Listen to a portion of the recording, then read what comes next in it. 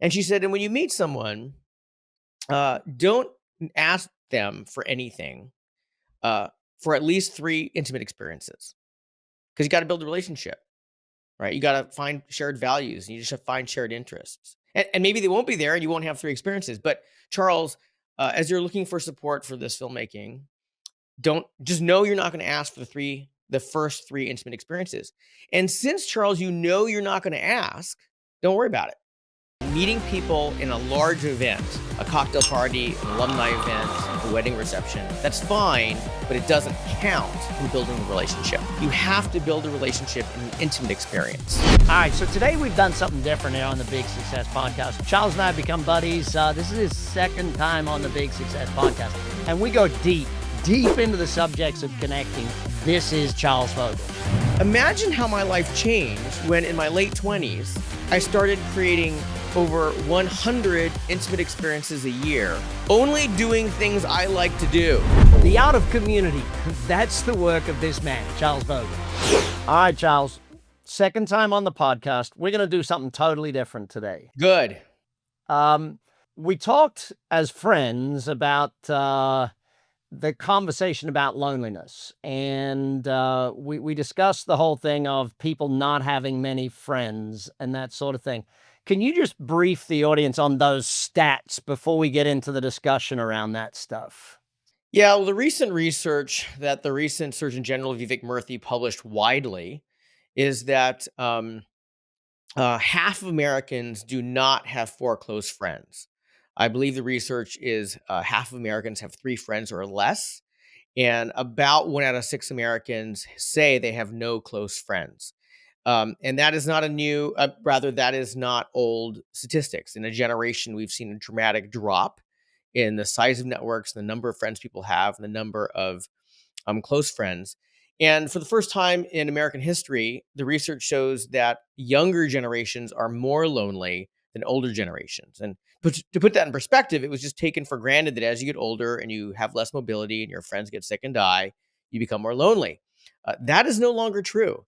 In fact, recent research shows that as much as 80% of young people in America say they're experiencing loneliness. And the reason this is relevant in my work is when I'm training people in leadership roles to get better at connecting people they care about, I want us all to understand we don't have to go very far before we're finding people who want us to get better at connecting people and who are actually, desperate to be connected with the people who can bring people together. Yeah, but I look at it and I wonder about relationships. Like my parents moved into not an old people's home, but a resort style community for over 50s. And they made, 50 new friends in 6 months because they knew how to make friends. Like they knew how to connect. I don't know. Do people just lose that skill? What happened? The research seems to indicate, Brad, at some level, yes, that our social contexts have changed so radically. And one of the things that's happened is we're moving more through our lifetimes than ever Like before. moving physically? Yeah, physically moving. And whenever we do that, we're largely resetting the community we need to create to have the life we want. We also know that Americans are largely moving away from their home faith traditions. And while many people have very, very good reasons for doing that, it also means that we're not gathering with people who share our purpose and value in life over and over again and experiencing maturation together. Yeah. I remember when I first moved to Vegas, I didn't really have a group, and once I got a group of guys that I started to hang with, there was a Jimmy Kimmel skit called Handsome Men's Club, and I just nicknamed the group and created a group chat on the phone, Handsome Men's Club, and just said, all right, this is now my group. You're the gang.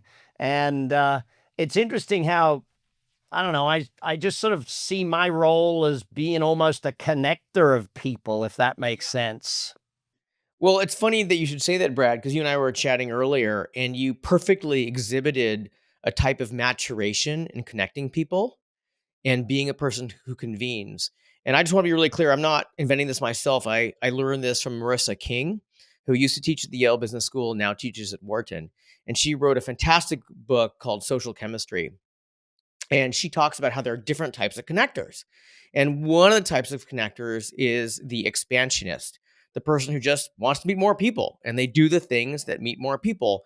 And my guess is, Brad, if I met a 21-year-old Brad, he didn't yet have powerful business connections. He didn't know who would be helpful in what you wanted to do. And so he was just meeting people and was getting out there and wanted to make sure that they knew his name. And he was making sure that you went to places where you'd meet the people important to you. And so that's what an expansionist does. And that's a very, very important person, because if you don't have connections into a field, then you got to expand, right? But at some point, Brad, you knew as many people as you could know. In fact, you knew more people that you wanted to know better and spend time with than you physically have time with. And I know you have a family and you probably want to spend time with them. So you don't want to spend every Saturday meeting more business people. Dude, today my wife and I joke about this, that we just don't have room for new That's right. friends. It's like, That's right. who are we going to drop to add a new friend? It's That's like we exactly don't have right. time. And honestly, I'm in a similar place. And that's a great place to be, in the sense that you matured into it. You have enough friends that you want to spend time with them and you want to be available to them and you want them to call you on bad days and good days. And you didn't have those. We throw a lot of parties, and it's why for sport we have a suite for like concerts and stuff. Because like we can't invite two people to a concert. You've got to have. We need the 16 people suite just to, that way we catch up with 14 other people at one time, sort of thing. Okay, so that explains why for me. Okay, I'm an expansionist. All right, I No, get it. you were an expansionist. You're now a convener. Okay. Now you convene the people that you want to know or that are important to you. And I know that over a couple of years, there's some rotation in and out of that. People move away, some people's priorities change, but largely you're bringing people together that you're already connected with, or the people who they bring, which is to say they're 1 degree away. And if someone isn't 1 degree away or doesn't meet you directly, they largely don't have easy access to you because you just physically don't have the time. Yeah. Yeah, I think that's a lot of the things. It's like some people think, oh, Brad, now it's like I teach my kids, good friends reach out and they show up. That's right. Wow, that is powerful medicine to teach them. It's like I even set it in my phone to remind me to just reach out. Like it's like reach out time, and it's tough. But when you get in the car, just dial a friend, dial a friend, dial a friend. And it's like even my mom, I have a reminder every week to call my mom because otherwise sometimes I forget. Sure. Life happens. So let's go back to this loneliness thing, buddy. How did we end in this position? How did we get to this place? What got us there? I mean, people used to talk to their neighbors. So there is no single reason, at least none that I found in the research, but we've seen a lot of changes. So we talked about the fact that we're moving more. We talked about the fact that people have left their faith traditions, home faith traditions, and that's a big one, because that was a big source of connection a generation ago. If we look at the 1970s, another one is that the wealth disparity has grown. And at least in the United States, people are just working a lot. I like to point out people who are surprised by this, that when the Simpsons were released in the 1990s, by design, Homer Simpson was the median of the American wealth experience. Single earner, no college education, 3 kids, owned 2 cars, went on vacations, owned their own home. Neither you or I, Brad, think that if we tell our kids, expect to own a home, have one earner, 2 cars, and afford to raise 3 kids in America with one job without a college degree, that's going to happen. It's just not going to happen. So Americans are working more, and more Americans are working in the household to keep that lifestyle going than it was just the 1990s. And guess what? There's less time for, as Bob Putnam put it, bowling leagues and picnics. And our kids are doing 10 times more stupid. Like we don't have our own bowling leagues. We got our kids' damn bowling leagues. So we're busy. What's one way to put it? And then, of course, what you and I haven't yet touched on, which we all know is the elephant in the room, is social media and the technology literally designed to grab our attention. And it looks like connection, but we know from the research that having connections on social media doesn't actually improve our life experience. We know that a single digit of real friends in our real lives dramatically improves the quality of our life. So we have Americans starting their teenage years or earlier, spending time on digital media that's not improving the quality of their life and connection. And there's a zero sum gain at some level. And then you wake up in your mid 30s and you're in the loneliest era of American history. And you haven't been, as I putting in the reps to have the conversations that lead to the friendships that make a really rich and rewarding life. Yeah, I got one good friend of mine, and he just doesn't do social media, but we have lunch every month. You know, he just will not do social media, but every month with all his friends, and every Friday he's at the same restaurant for lunch, and all his friends that ever he just everyone's invited every Friday. It's just his thing. It's like And my guess is his life is truly fantastic. he definitely has a very high emotionally fulfilled life. That is very true. How does someone start to move in the right direction then? If someone says, "Okay, holy shit, you're talking about me." That's me. Well, with some irony, you've already referenced such great role modeling just in this conversation without any effort. So you asked earlier, Brad, when you and I were talking about like how did this start? How did I gain this sophistication? And also how it's relevant to business.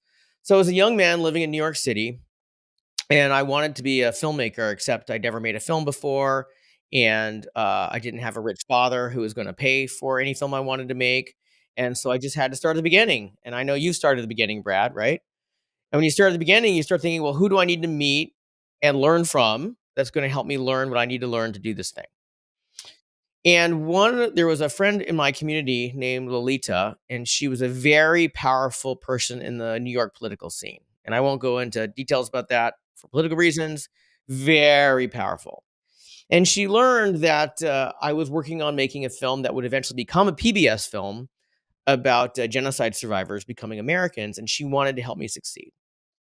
And so she mentored me. And she told me wisdom, Brad, that has carried with me now for well over 20 years. And she said, Charles, when you meet people, meeting people in a large event, a cocktail party, an alumni event, a wedding reception, that's fine, but it doesn't count in building the relationship. You have to build a relationship in an intimate experience, a walk in Central Park, a coffee in Upper East Side, a dinner, uh, having a 3 hour concert with Brad Sugars where you share drinks and laugh really hard together, sitting at a restaurant for lunch every month. And she said, and when you meet someone, don't ask them for anything for at least 3 intimate experiences because you got to build a relationship, right? You got to find shared values and you just have to find shared interests. And maybe they won't be there and you won't have 3 experiences. But Charles, as you're looking for support for this filmmaking, don't just know you're not going to ask for the first 3 intimate experiences. And since Charles, you know you're not going to ask, don't worry about it. And instead, you get just to ask about them and learn about Dang. them Yeah, and but have the don't worry conversation you want to about it. have. You're not worried about it. That's massive because you're not going to ask for anything. There's no pressure. Exactly right.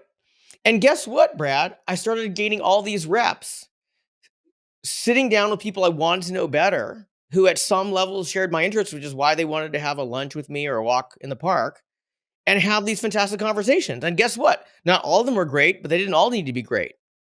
I just got better. And I'm often approached when I'm speaking. Well, what if I'm an introvert? What if I don't want to have lots of events? I say, you know what? Introverts have friends. And if you like walking in a park, Central Park is a great example. You can invite one person to walk Central Park with you and have only the conversation you want to have. So there's one more layer to this, Brad, that you're going to love because I know like you like to get things done, you like strategies. And she said, so Charles, if you know that the community you want to build is going to happen from intimate experiences, coffees, walks in the park, or lunches with Brad Sugars, then you got to go to your calendar and you need to mark it. And if you have 12 a year, you're going to have less results than if you have 24 a year. And if you have 50 a year, you're going to have more results than if you have 24 a year.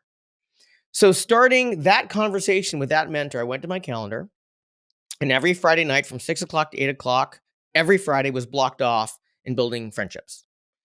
And then every Sunday from 5 o'clock to 8 o'clock was blocked off building friendships.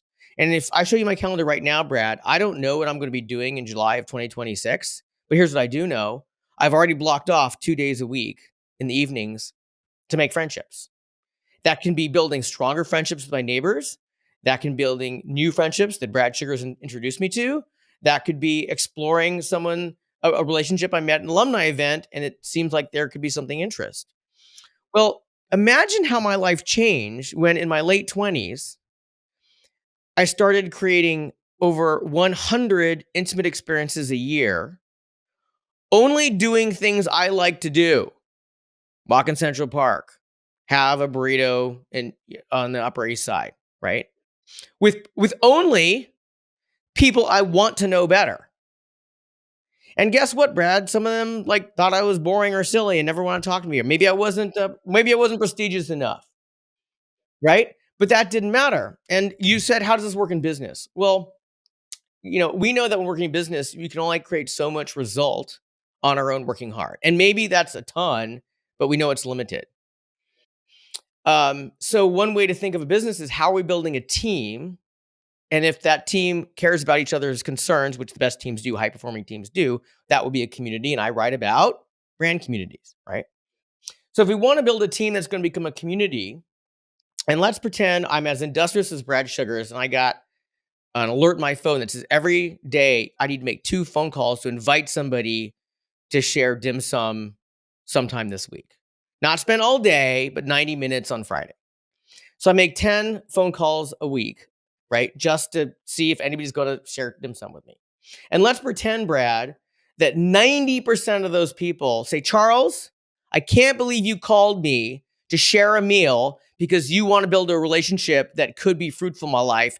I'm sick and tired of you reaching out and this generosity you have, not asking me for anything. Never call again. Let's pretend that happens. Okay. Well, Brad, that at the end of the year, I'm going to have 50 new relationships. 50. And let's pretend that 2/3 of them said, Charles, you're a nice guy, but you're really boring. And I only want to know prestigious people, the kind of people that hang out with Brad Sugars and talk about expertise on his podcast. And you're not that guy, right? So what's 1/3 of 50, right? Half would be 25. So we're talking about 20. If from age 30 to age 33, you've created 60 professional contacts that know that you didn't ask for anything from them when you met them. You actually wanted to know them better. You actually took time to get to know them, that you actually learned what's going on in their lives and thought if you could help. You're going to be largely unstoppable in your field in 3 years. And all you have to do, air quote here, all you have to do is take the time to only talk to people that you want to know better, to do things that you want to do, and have a conversation you want to have, knowing you're not asking them for anything for at least 3 conversations, and we'll see if it comes up on the 4th. Buddy, when we first met, it was at my kids' school. The school is a great school. They invite great speakers in, and they invited you in to speak. And you taught me something that day, the difference between, um, I forget the word, but it was an invitation and an announcement. I'd love you to take more depth on that, because I know when we throw, like when my wife barbecues a pig, it's a 21-hour cook. We have to invite literally every single human being we know to eat the 200 pounds of meat type thing. But then when we do a dinner in the wine cellar, it seats 10 people. There's a different invitation type thing. I think that too many people do announcements rather than invitations today. Is that a thing, or is that, I don't know. It's It definitely a seems that thing. And way. that's why, Brad, I have to talk about this. And I know that we're the same, is that we literally fly around the world to say things that are relevant to audiences. And these things are so obvious to us that we're confused that people need to hear it. And this definitely counts as one of those things, because once you know it, you're like, well, obviously that's true. So for the purposes of my life, of my work, an invitation is a request to spend time where the person invited knows that someone cares if they show up. I'll say that again because it's important. It's a request to spend time where someone knows if someone cares if they show up. And by the way, we just talked about creating 50 intimate experiences a year. Well, if nobody knows if you care if they show up, why would they want to come and walk Central Park or share a burrito or roast pork. So, for the purposes of making that a distinction, the opposite, where you say that you have an event but nobody knows if you care, is an announcement.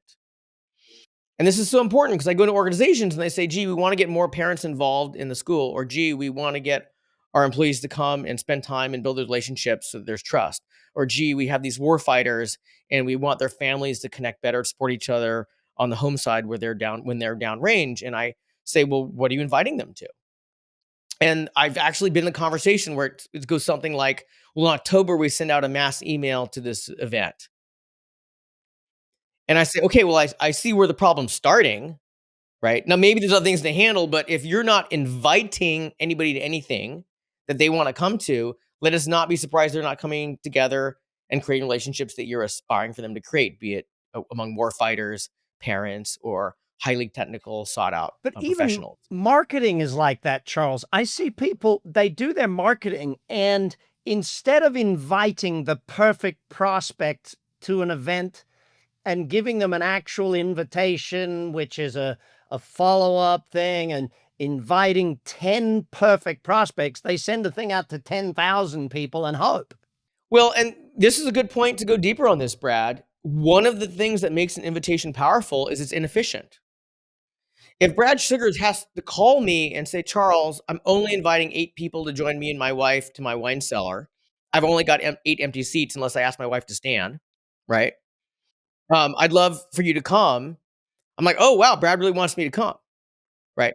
If I get an email with a CCs of 200 of Brad's favorite friend in the Las Vegas area and it says, "We're roasting a pig, you should come," I might have fun. My wife might love eating more roasted pig because she's Southeast Asian and everything with pork on it is better. But that's not a powerful invitation, right? And Brad, if he was lazy, and I know you're not, would say, "Yeah, Charles, but I don't want to call 200 friends." I'm like, "Yeah, I know. That's why when you call me and say I'm roasting a pig and I really love you to be there, I haven't met your wife and my wife wants to meet her." Boom, like, okay, whatever was happening on Saturday, I'm going to see if we can postpone that because Brad just called me. Now, it may not be a phone call, maybe some other way, but you get the idea.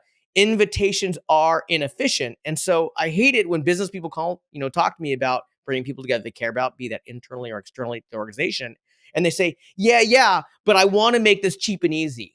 Yeah, and even team building, you must, as a leader, spend one-on-one time with your people. You got it. It kills Well, me you that I know see that. leaders who they're like, "Oh, I'm leading my people." Okay, well, when you do one-on-one meetings with them? Well, I don't do one-on-one meetings with them. We meet as a team. Then you're not building relationships with your people.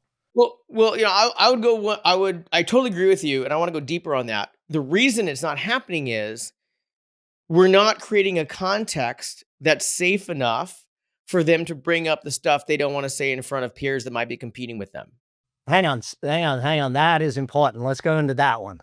If you're not having the one-on-ones, you're not creating a context safe enough for them to possibly share the things that they wanna share that are so vulnerable, they don't want colleagues who are competing with them to know or hear it. Yeah, and in our one-on-one meetings, we have a format called Lion. Last week, meaning the current week, issues, opportunities, and next week. So in issues, there's an actual spot where we say, okay, what happened? What's going wrong? There's an actual time for bringing up negatives or issues as Well, and Brett, I know you got several kids, and I know that you're a high performer and you only hire high performers when you can, right? You and I both know when one kid gets a bad diagnosis, um, attention at work changes. Full stop. Do you wanna know if the 3rd highest performer in your global organization has got a sick kid at home that's involving blood tests and doctor visits? you do. And so if you don't give them a room to say, "Hey, I've got to see an oncologist this week. We're waiting for blood tests." If you don't give them a venue to say that or create a relationship that's safe enough that that can be said, like, they're a high performer, that when they get past this, they're gonna come back, but, hey, these next 6 months are gonna get kinda hairy. You gotta create a venue for that. Yeah, I remember having one manager in one of my companies, and she wouldn't approve PTO unless she had 2 weeks notice. And And I walked in one day and one of the staff was like, I'm ready to quit. And I'm like, what do you mean you're ready to quit? Well, my kid needs a doctor and I have to go and she won't give me time off. I'm like, well, just go. And I'm like, if your kidney, and I walked over to the manager and I said, what's going on? Well, they didn't give 2 weeks notice. Who cares? Their kid's sick. Like, be human for a minute, you know? So yes, I get that. I want to go back to where we started this whole thing. Someone sitting in a space of loneliness. And I want to touch on it mostly um, for the people that it actually seems to hit harder than most, and that is men. Because they'll never admit to it. Men never admit that there's something happening. They don't admit that there's a loneliness or that there's a struggle inside until it's too late. Well, I'm going to push back on that. We see different cultures among men in America, and there is a subculture in America that's large called the honor culture. And this came out of research by Professor Brown out of Brandeis University. And that's where we find men who don't want to share vulnerability for fear of dishonoring themselves. And because they don't share that, of course, they don't get the support that they literally need. And we've seen very dire mental health and physical consequences out of that. So it's not that all men are that way. It's that some men are in a culture that don't give them permission to share their vulnerabilities that they need to share to get the support that's in many cases actually killing them. How does a guy understand that that's okay to step out of that then? What I understand works is creating a space where the rules change with men so that they can share that. And it's usually framed in the sense of coming together in a space that's safe to be strong. So, for example, there's wonderful work being done with veterans around the country where they go on retreats or they go to campfires, they go on hunting trips. And of course, you know, Brad, if we take, I'm not a veteran. I've obviously worked with veterans on this. If I go with veterans on a trip away from friends, colleagues, girlfriends, spouses, right? And a leader, a host, is brave enough to say, I want you to know that after what I saw downrange, I'm really wrestling with the stuff. My marriage isn't looking good, and my kids are angry with me. And quite frankly, I can't even sleep a full night. And then they don't get beat up, then creates a space for others to say, well, actually, I don't sleep either. Right. And whatever else comes up. And then the host needs to hold the line on what the rules of that space is, that people don't get beat up for sharing that for the first time. And by getting away, then they're escaping the standards of the culture that say men can't share these things. Because this is a small group of men, an intimate experience of men in a space where they're setting new rules for that group. And that's an intimate experience. And then that's when someone can say, this is a problem and help can come.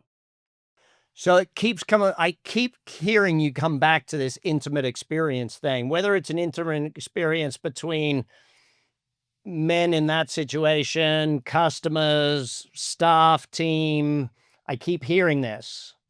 Well, unfortunately, I think I need to keep seeing this, Brad, because you and I live in an era where media is distracting us, and especially those of us who are professionals. And I'm sure you hear this from your marketing team. Hey, Brad, if you're actually good, if you're actually worth listening to, there needs to be lots of stuff showing what a big deal you are. And every photograph they want to show and every video they want to show of you is what a big deal you are, which is the opposite of Brad sitting and drinking wine with 8 friends and laughing really hard. And we both know that when any of your kids has a medical emergency and you need help emotionally, logistically, uh, as a parent, all of the people you were going to call happen in those wine cellar type experiences. All of them. So you and I need to teach people who want the kind of success that Brad Sugars has is, okay, you can admire Brad Sugars and there are lots of pictures of him in front of giant rooms and exotic spaces. The reason Brad Sugars' life works as well as it does is he's smart enough to make actual invitations to a wine cellar where he literally can't get 11 people in there comfortably. It's such an interesting thing, building community. My wife and I were driving home the other night from an event, and two of our friends were at another event. We'd only introduced the two of them, I don't know, a month or two before. And she was like, I'm so happy they hit it off and they became friends. The reason it came up, Charles, is because we had another friend who got really upset when two of the people she introduced became friends and went somewhere without her. I just want to get into that subject a little Yeah, bit because I'm glad you did. So there's a couple ways we could talk about it, but here's one thing I've already learned about your wife. She's confident about her importance in the world and the value she provides to her friends. She knows that she's valuable in the world and that her friends appreciate her.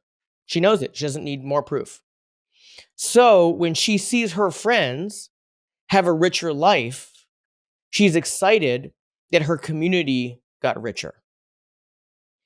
If your wife was concerned that life is a competition and she wants to be popular and she doesn't know if she's winning, then when somebody else votes with their time to spend time with someone who's not your wife, now she gets afraid and that fear looks like anger. But what she's really angry about is maybe she's not so important that she gets to do all the fun things with the people who are doing fun things. So it's about confidence, and that confidence allows generosity. And Brad, I know you have a globally successful business life. And we even talked for a number of times now. And I know that you want to work with people that you perceive as generous. For example, you find out a manager won't let someone take their kid to a doctor, and your question is, what is going on here?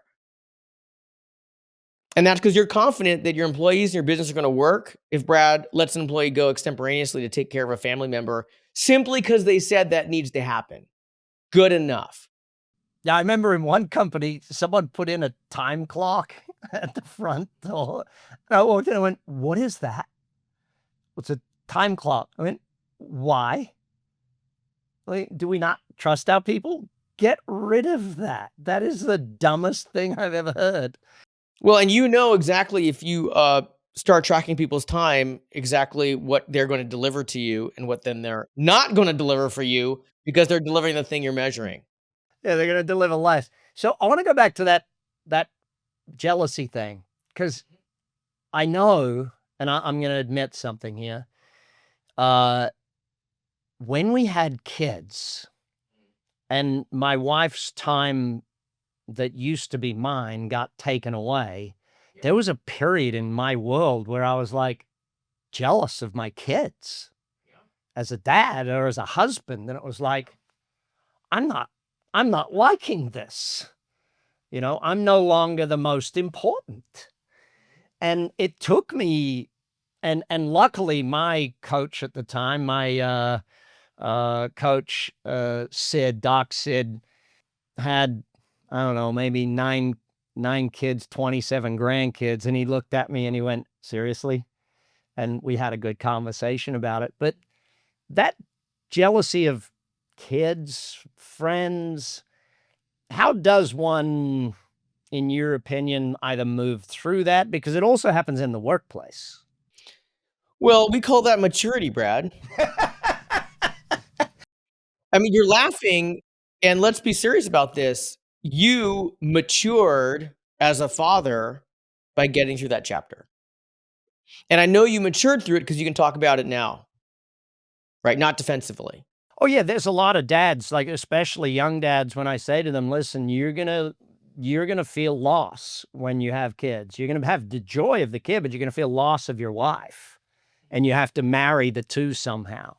Yeah, I recently heard some wisdom that said all growth happens through struggle. We could also say suffering. I don't know if that's true.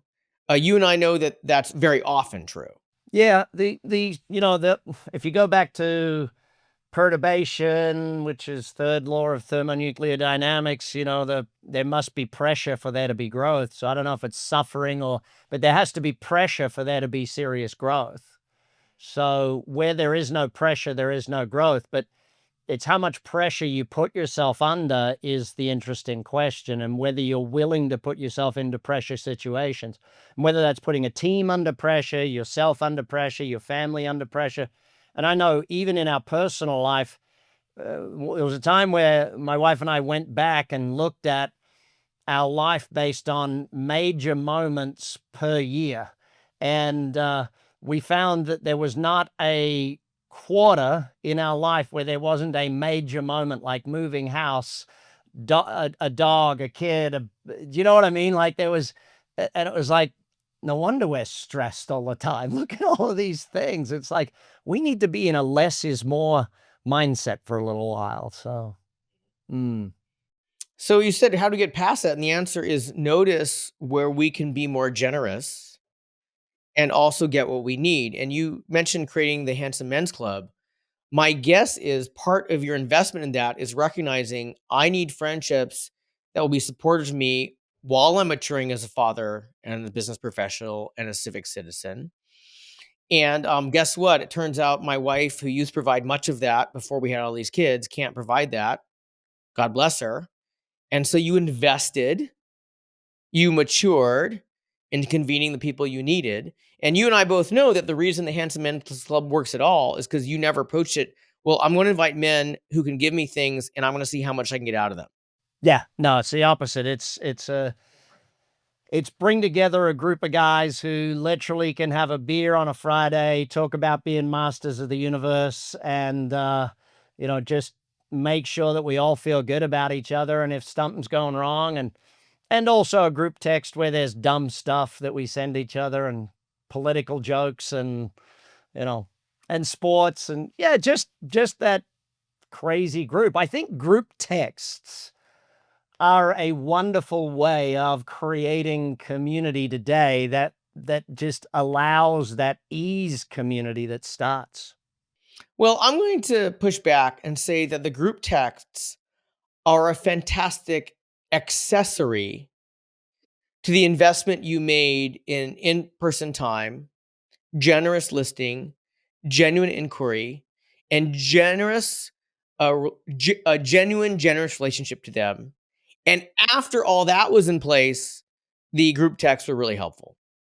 Yeah, it keeps people moving, but it's funny how the group text turns into the individual text when you notice something in it. Like one of the guys says something and you go, "Hey dude, what's going on?" You jump on the outside of it, but Well, let's note, Brad, that's a more intimate conversation. So it's funny that you recognize when something's actually a problem, you defaulted to creating a more intimate experience to see if you can be helpful. oh yeah, I think you just have to. It's a challenge today to maintain friendships because it's work. And that's where I think a lot of people see, and I see this too often. I've made like I saw this stupid thing at the start of the year, people saying, I'm only going to put time into people who put time into me. If they don't reach out, I'm not going to reach out to them. Well, if everyone did that on the planet, all of a sudden, no one's got friends. Like, come on, you've got to put in the time and energy to make friends, work with friends, keep friends, build the relationships.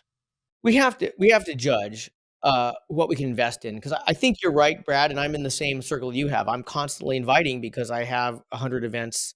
I want to spend time with people I care about and are near me.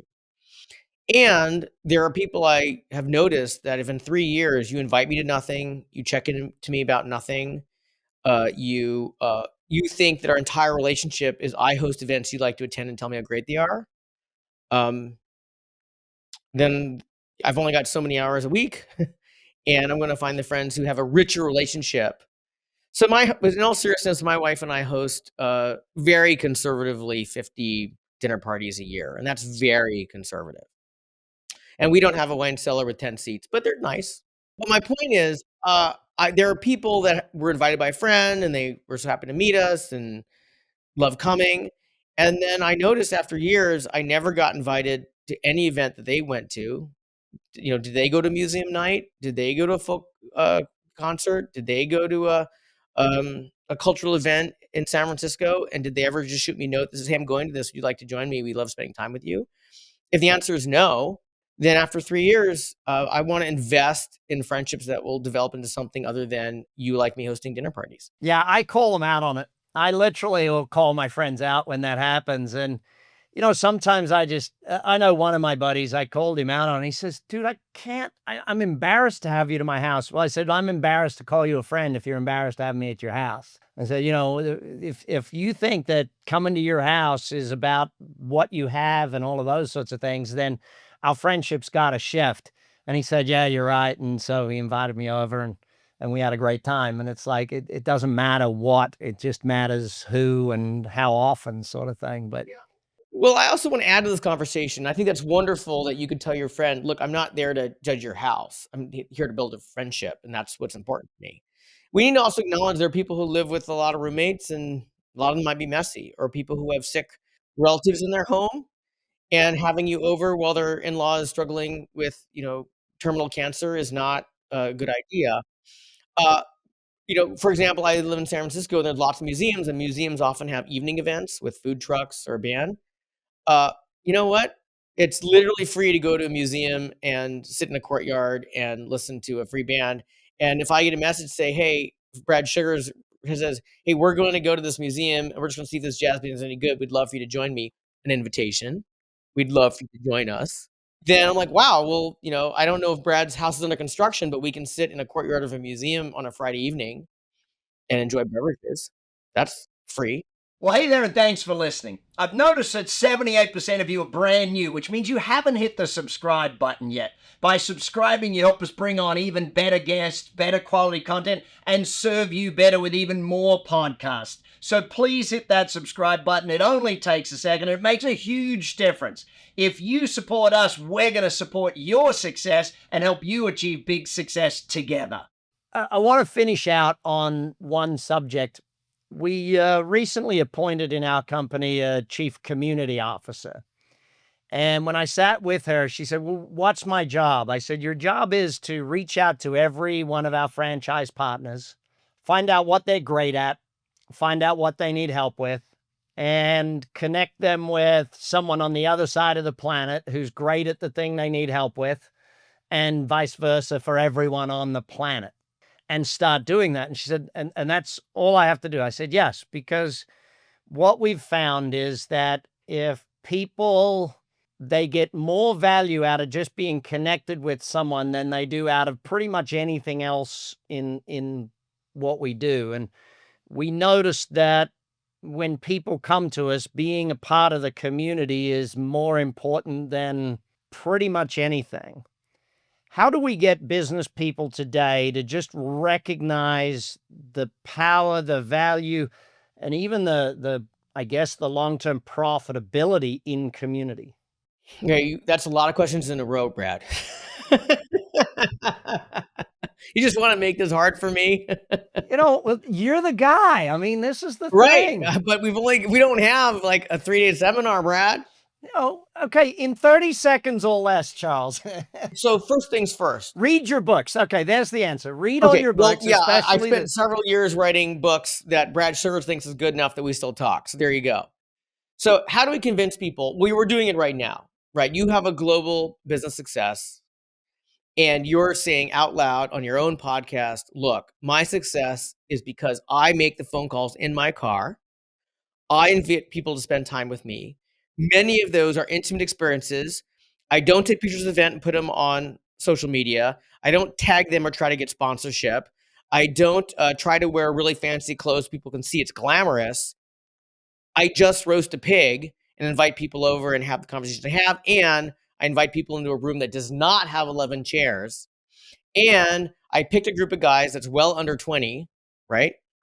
And my guess is it's 10 or less. Am I right? That's right. So there's a group of less than 11 guys in the Las Vegas area that I invest every single week in having a relationship with. And I recognize that all the people that I call when I'm really in a crisis are forged in those intimate experiences. If that isn't enough testimony to business leaders that creating community with intimate experience is important, then we got nothing. Like they're not going to listen to us. And then, of course, how to do it. As you said, I've written the books and you've read them, and we're still talking. And then the third thing you said was, how do we convince them about profitability? Every time you sat in your wine cellar, and every time you roasted a pig, and every time you texted the Handsome Men's group, am I right about this, Brad? Every single time, you never calculated the ROI, not once. Okay, so another way to call that orientation is generosity. Brad Sugars attributes a huge percentage of his success in business and in family and in friendship because he committed to gathering people generously, full stop. And he didn't ROI it at the end of the quarter or at the end of the year or at the end of the chapter. He just trusted, if I actually invest in this, it's going to reward me in ways maybe I can never measure, but it's going to work. And not only is that happening, but you're evangelizing that now. Charles Vogl, follow, study, hit the show notes, do all the things. We'll be back next week with more of your big success. You've been listening to the Big Success Podcast with the #1 business coach in the world, Brad Sugars. To learn more about how to achieve business and personal success, as well as how to level up or listen to past episodes, visit www.bradsugars.com.